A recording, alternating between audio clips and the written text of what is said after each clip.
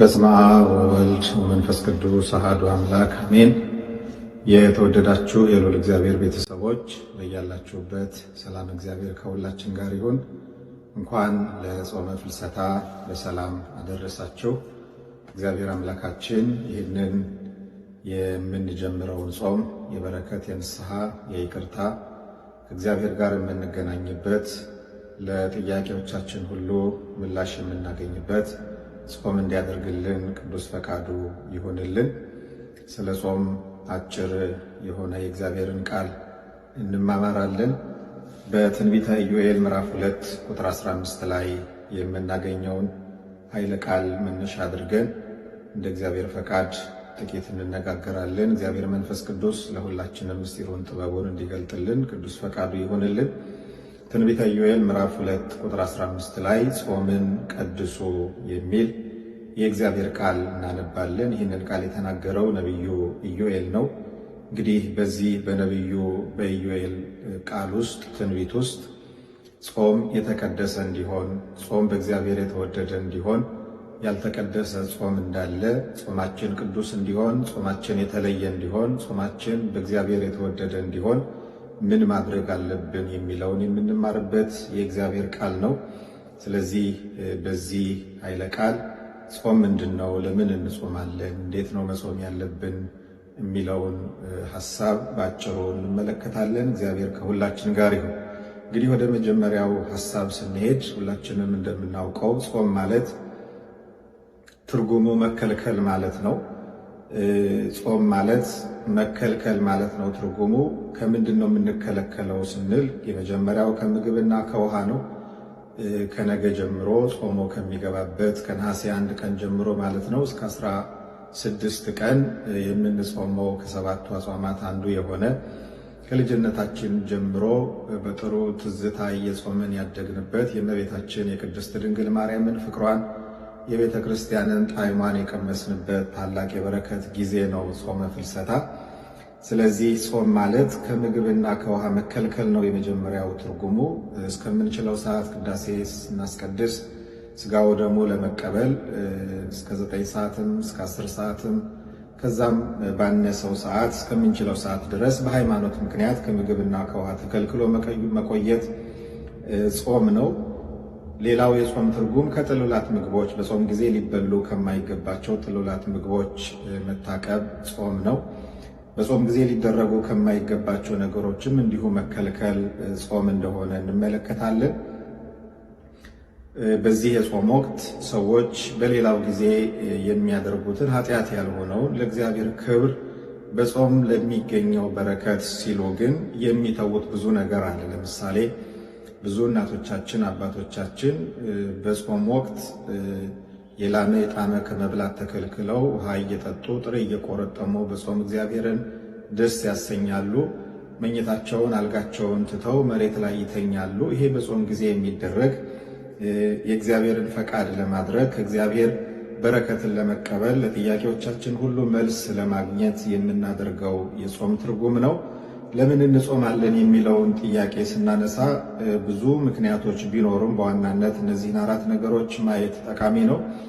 የመጀመሪያው የምንጾምበት ምክንያት ጾም የእግዚአብሔር ትእዛዝ ስለሆነ የመጀመሪያው ሰው አባታችን አዳም ከተፈጠረ በኋላ እግዚአብሔር በዔድን ገነት እንዳኖረው እናነባለን መጽሐፍ ቅዱስ ላይ። ኦሪት ዘፍጥረት ምዕራፍ 2 ቁጥር 17 ላይ እግዚአብሔር አምላካችን አዳምን ከፈጠረው በኋላ በዔድን ገነት አስቀመጠው።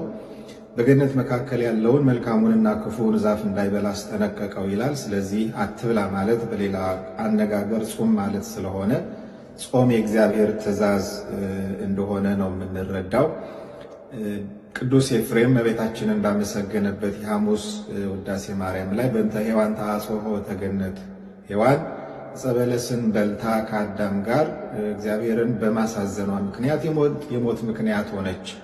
እናታችን እመቤታችን ቅድስት ድንግል ማርያም ደግሞ በንጽህና በቅድስና በመኖሯ የሕይወትን ፍሬ ክርስቶስን አስገኝታ የሕይወት ምክንያት እንደሆነች ይነግረናልና ልብላ ልብላ ማለት ለኃጢአት ምክንያት ይሆናል እንጂ ለጽድቅ ምክንያት ስለማይሆን የመጀመሪያው የእግዚአብሔር ትእዛዝ የጾም ትእዛዝ እንደሆነ ነው ቅዱሳት መጻሕፍት የሚያስረዱን። እግዚአብሔርን መውደዳችን መገለጫው ደግሞ ትእዛዙን መጠበቅ፣ ፈቃዱን ማድረግ እሱ ደስ የሚሰኝበትን ሕይወት ገንዘብ ማድረግ ነውና ዮሐንስ ወንጌል ምዕራፍ 14 ቁጥር 15 ላይ ጌታችን ብትወዱኝስ ትእዛዜን ጠብቁ ብሎ አዞናልና በዚህ ምክንያት እንጾማለን። ሁለተኛው ፈቃደ ስጋችንን ለፈቃደ ነፍሳችን ለማስገዛት ነው። ገላትያ ምዕራፍ 5 ቁጥር 16 እና ሮሜ ምዕራፍ 6 ከቁጥር 5 እስከ 8 ላይ ስጋችን በእኛ ላይ እንዳይሰለጥን የስጋችን ፈቃድ የሆነው ኃጢአት የሆነው ርኩሰት የሆነው ፈቃድና ምኞት በእኛ ሕይወት ላይ እንዳይሰለጥን የምናስገዛበት አንዱ መሳሪያ ጾም እንደሆነ ቅዱሳት መጻሕፍት ያስረዱናል። ሶስተኛው አጋንንትን ድል ለማድረግ ነው የምንጾመው። የምንኖረው በዚህ ስጋዊ ዓለም እንደመሆኑ መጠን ብዙ ፈተና አለ። ፈተናው ደግሞ ከስጋና ከደም ጋር አይደለም፣ ከርኩሳን መናፍስት ጋር እንደመሆኑ መጠን አጋንንትን የምናሸንፍበት አጋንንትን ድል የምናደርግበት አንዱ መንፈሳዊ መሳሪያ ጾም እንደሆነ ጌታችን ነግሮናል። ማቴዎስ 17 ቁጥር 21 ላይ እንዲህ አይነቱ ያለ ጾምና ያለ ጸሎት በቀር አይወጣም ብሎ ለደቀ መዛሙርቱ አስተምሯቸዋል። ቅዱስ ጳውሎስም ኤፌሶን ምዕራፍ 6 ከቁጥር 10 እስከ 20 ላይ መንፈሳዊ ውጊያ ያለብን እንደመሆናችን መጠን እንዴት መዘጋጀት እንዳለብን፣ መንፈሳዊ ትጥቆቻችን ምን መምሰል እንዳለባቸው አስተምሮናል። ስለዚህ አጋንንትን ድል ለማድረግ እንጾማለን።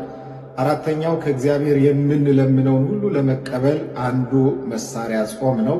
መጽሐፈ ዕዝራ ምዕራፍ 8 ቁጥር 23፣ ትንቢተ ዮናስ ምዕራፍ 3 ከቁጥር 5 እስከ 10 ላይ የእግዚአብሔር የሆኑ ሰዎች ከእግዚአብሔር የሚሹትን ምሕረት፣ ይቅርታ፣ የኃጢአት ስርየት ለመቀበል በጾም በጸሎት በፍጹም ልብ በእግዚአብሔር ፊት እንደወደቁ መጽሐፍ ቅዱሳችን ያስተምረናል። እንዴት እንጹም ወደሚለው ስንመጣ እንግዲህ ጾማችን የተወደደ እንዲሆን፣ ጾማችን ቅዱስ እንዲሆን፣ ጾማችን የተለየ እንዲሆን፣ እግዚአብሔር የሚቀበለው እንዲሆን ማድረግ ካሉብን ነገሮች ውስጥ ሶስቱን አራቱን እንመለከታለን። የመጀመሪያው ከግብዝነት በመራቅ መጾም እንዳለብን ጌታችን አስተምሮናል። የማቴዎስ ወንጌል ምዕራፍ 6 ከቁጥር 16 እስከ 17 ላይ ስትጦሙ እንደ ግብዞች አትጠውልጉ በማለት ለሰው ታይታ ለሰው በሰው ፊት ሞገስ ለማግኘት የሰውን ቀልብ ለመሳብ ሰውን ለማስደሰት ብለን በሃይማኖት የምናደርገው ምንም ነገር መኖር እንደሌለበት ጌታችን አስተምሮናል። ከዚህ መካከል ደግሞ አንዱ ጾም ነው። ስለዚህ ከግብዝነት ከማስመሰል በመራቅ የእውነት በሆነ ማንነት እንድንጾም መጽሐፋችን ያስተምረናል። ሁለተኛ ጾማችን ምላሽ የሚያሰጥ ጾማችን በእግዚአብሔር የተወደደ ተቀባይነት ያለው እንዲሆን በንስሐና በይቅርታ መጾም አለብን። ንስሐ ገብተን የበደሉንን ይቅር ብለን የበደልናቸውን ይቅርታ ጠይቀን መጾም እንዳለብን ቅዱሳት መጻሕፍቱ ይነግሩናል። ትንቢተ ኢዮኤል ምዕራፍ 2 ከቁጥር 12 እስከ 15፣ ትንቢተ ዘካርያስ ምዕራፍ 7 ከቁጥር 4 እስከ 14 ላይ ይህንን እናነባለን።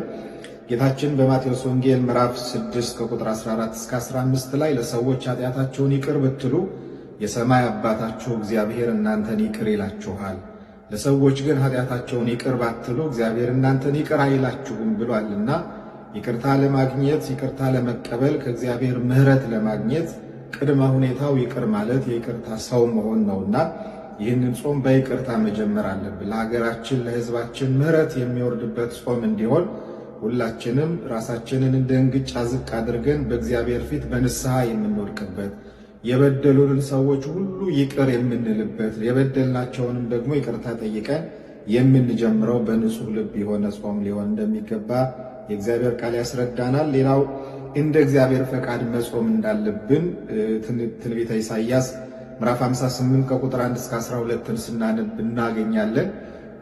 እግዚአብሔር የሚወደው ጾም እግዚአብሔር የሚቀበለው ጾም ምን አይነት እንደሆነ ነቢዩ ኢሳይያስ በዚህ የመጽሐፍ ቅዱስ ክፍል ላይ ነግሮናል።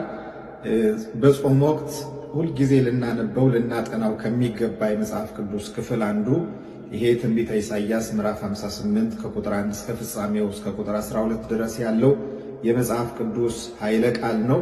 ስለዚህ እንደ እግዚአብሔር ፈቃድ መጾም እንዳለብን ቅዱሳት መጻሕፍት ያስረዱናል።